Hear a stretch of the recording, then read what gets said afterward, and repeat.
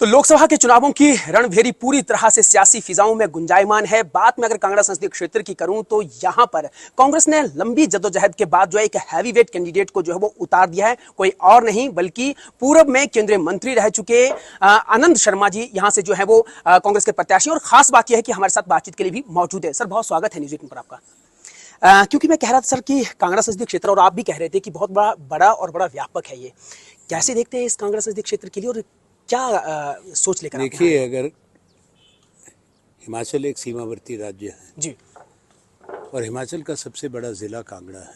निश्चित तौर पर कांगड़ा चंबा चुनाव क्षेत्र 5,500 स्क्वायर किलोमीटर वर्ग क्षेत्र में फैला है। इसकी प्राकृतिक सुंदरता भी है। बिल्कुल कांगड़ा वैली है, पालमपुर वैली है, धौलाधार है, पुरानी संस्थाएं हैं, प्राचीन मंदिर हैं। बिल्कुल उसके साथ साथ यहाँ के लोग विवेकशील हैं और सजग हैं और उनका एक विशेष योगदान रहा है हिमाचल के विकास में भी, संस्थाओं के निर्माण में और देश की रक्षा सीमाओं पर। जी, सबसे ज़्यादा भारत की फौज में, सेना में प्रतिशत परसेंटेज के हिसाब से देखें तो यहाँ से बिल्कुल कांगड़ा के नौजवान जाते पहले हैं। परमवीर चक्र विजेता हैं। उससे हिमाचल से सबसे ज़्यादा जाते हैं और हिमाचल में कांगड़ा में सबसे ज़्यादा है जी। परमवीर चक्र हमारे यहाँ के बहादुर मेजर सोमनाथ शर्मा सबसे पहले, विक्रम बत्रा। उसके बाद विक्रम बत्रा। भारत की सेना के मुखिया यहाँ पे रहे, बड़े बड़े जनरल्स रहे, ब्रिगेडियर्स रहे, बड़े बड़े पदों पर। एग्जैक्टली। तो इसलिए ये एक बड़ा महत्व है। कांगड़ा में क्षमता है निवेश की, इन्वेस्टमेंट को आकर्षित करने की। एग्जैक्टली। और ख़ास तौर पे मेरी प्राथमिकता होगी वो उद्योग लगें जो इको फ्रेंडली हों, जी, जिस तरह टूरिज़्म का है, आईटी इंडस्ट्री है, बिल्कुल बड़े स्टार्टअप्स हैं जो नई टेक्नोलॉजीज़ आ रही हैं उनसे जुड़ी हुई। हमारी मैनिफेस्टो में अप्रेंटिसशिप स्कीम का भी जिक्र है विस्तार से। जी जी, वो तमाम प्राथमिकताएं अब होंगी कि देश की युवा, हमारे बेटे बेटियां समाज और देश का भविष्य होते हैं। मेरी हमेशा सोच उनकी आकांक्षाओं से, उनकी एस्पिरेशन से जुड़ी रही है। इसीलिए हमने जिक्र भी किया था, राष्ट्रीय निर्माण नीति भारत को दी। जी, बड़े बड़े नेशनल इन्वेस्टमेंट मैन्युफैक्चरिंग जोन बने, इंडस्ट्रियल कॉरिडोर्स जो बन रहे हैं जी, मेरे समय में शुरू हुए। भाग्य था क्योंकि जिम्मेदारी मेरे पास थी। जी। चाहे दिल्ली मुंबई इंडस्ट्रियल कॉरिडोर है। आपके कार्यकाल में बहुत सारी चीज़ें हुई हैं, इसमें कोई दो राय नहीं है। लेकिन अगर हम लोग कांगड़ा संसदीय क्षेत्र की बात करें तो भारतीय जनता पार्टी के खुद के प्रत्याशी और बाकी के लोग भी ये कह रहे हैं कि आप ये बताइए कि आप इतने समय तक जो है वो राष्ट्रीय ये बात नहीं, वो अपना काम बताएं, अपनी उपलब्धियां बताएं, वो वो बेहतर होगा। आपको और भारतीय जनता पार्टी का 2014 का मैनिफेस्टो जी और 2019 का जो वायदे किए थे वो कहाँ तक पूरे हुए और क्यों नहीं हुए? नहीं, आपने लेकिन यहाँ काम किया है ना, उन कामों को बता सकते हैं आप। वो काम हमने बता दिए हैं। हाँ हाँ, जैसे सूची है। जैसे आप कंदरोड़ी की बात कर रहे थे। वो क्या कहते हैं मुझे उससे कोई मतलब नहीं, हमारा काम बोलता है। जी जी जी। अगर उन्होंने कोई किया हो, विशेष उपलब्धियां हो, वो भी, उनको भी अधिकार है जनता के समक्ष बताने का। जी जी। मैं किसी के बारे में चुनाव में गलत बात नहीं कहता जी। जो हमने बात कही है वो सत्य है और सार्वजनिक रूप में लोगों को ज्ञान है। और हमारा जीवन निर्विवाद रहा है और कोई मेरे छाया जी इतने लंबे राजनीतिक जीवन में हम पर नहीं पड़ी है। जी, तो भविष्य में यही लोग देखना चाहते हैं सर। आप क्योंकि एक मजबूत आवाज़ रहेगी यहाँ के लोगों की मांग और प्राथमिकताओं को लेकर देश के अंदर। हिमाचल प्रदेश की जनता को इसमें कोई दो राय नहीं कि आप पर गर्व नहीं है कि आपने जो है हिमाचल प्रदेश से जो है वो देश में नेतृत्व किया है। बावजूद इसके अगर आज हम लोग देखें तो जैसे इलेक्टोरल पॉलिटिक्स की बात आती है तो इसमें चुनौती मानते हैं कुछ, क्योंकि लंबे समय के बाद जो है वो मैंने जीवन में हर चुनौती को स्वीकार किया। यहाँ किस तरह की चुनौती आप मान रहे हैं?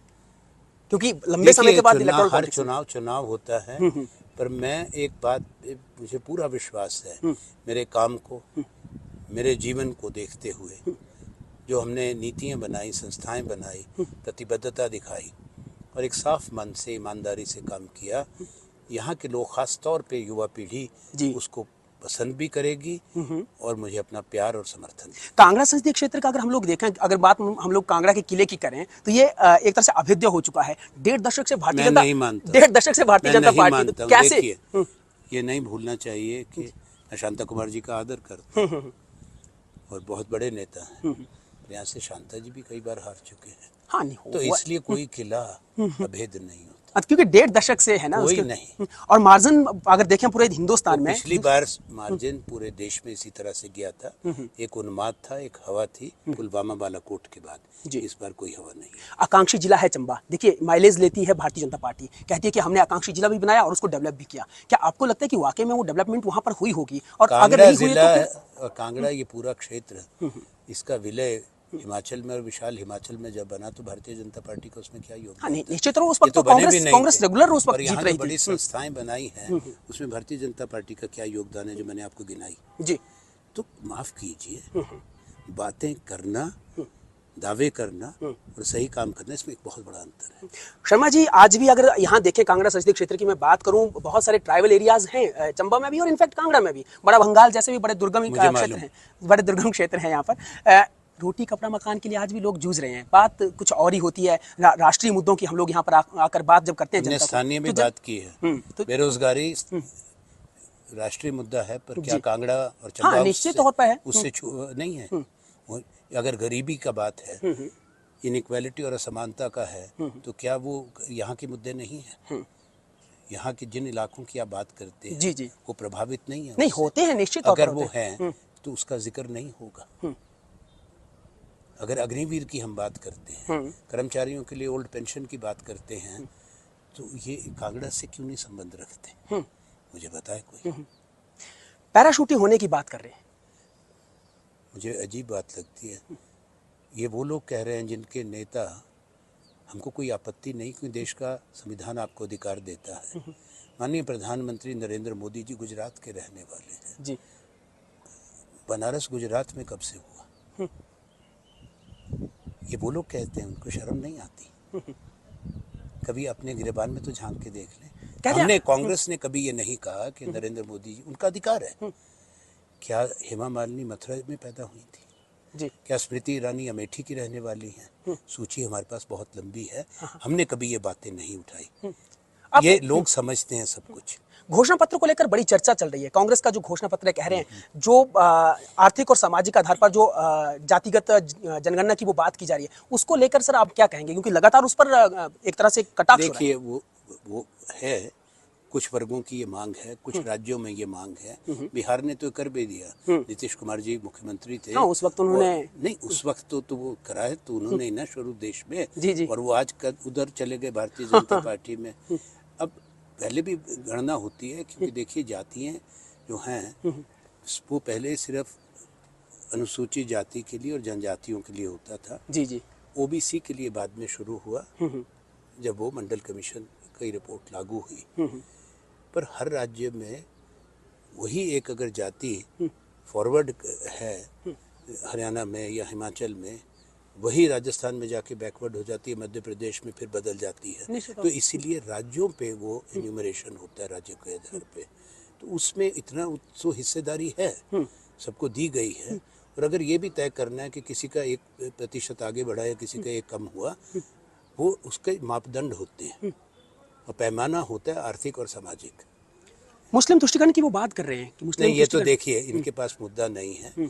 पहले मेरा तो उल्टा बात है कि अपना जरा हिसाब दे दें। जी हिसाब ये लकीर नहीं खींची क्यों? जो वायदा करते हैं उसका हिसाब नहीं देना पड़ता। जी जी अगर नरेंद्र मोदी जी ने रोजगार 2 करोड़ का वायदा किया था, उसका जवाब हिसाब कौन देगा? आनंद शर्मा या नरेंद्र मोदी जी? नहीं, निश्चित तौर पर जो सरकार सत्ता में रही है वही देंगे। वायदा मैनिफेस्टो में हमसे पूछ के लिखी थी ये बातें। चलिए, बहुत धन्यवाद। तो आनंद शर्मा कांग्रेस के प्रत्याशी कांगड़ा संसदीय क्षेत्र से, और जो सवाल पूछे बड़े बेबाकी से जवाब दिए हैं, क्योंकि अभी बहुत जल्दी में है, इसलिए जो है वो आगे भी मिलने की बात इन्होंने कही है। लेकिन अभी फिलहाल देखना बड़ा दिलचस्प रहने वाला है कि ये जो टक्कर है वो किस तरह से होती है और 4 तारीख को नतीजे क्या आते हैं, ये भी बड़ा दिलचस्प रहने वाला है। धर्मशाला से कैमरा पर्सन राजकुमार कौंडल के साथ विचित्र शर्मा, न्यूज़ 18 हिमाचल।